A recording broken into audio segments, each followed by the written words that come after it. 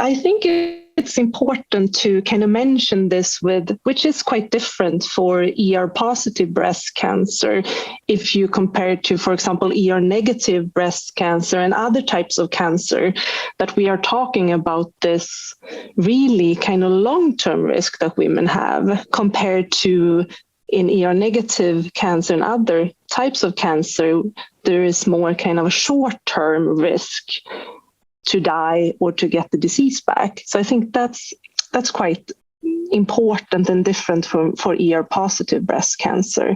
And therefore, in our study, we have collected kind of information from a randomized trial that was conducted several decades ago, and we now also have information on the clinical markers and kind of complete follow-up on these women. And Huma will continue and discuss details around that. The key findings of our study is that patients with lymph node negative, ER positive, and HER2 negative breast cancer. For these patients, we've seen that tumor size followed by grade are significant 25-year prognosticators of survival.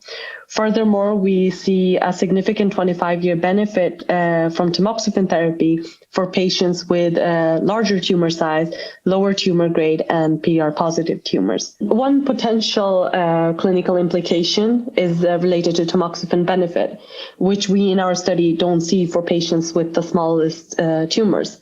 If patients with smallest tumor size wish to discontinue treatment, this can be reassuring that we in our study cannot see the significant benefit.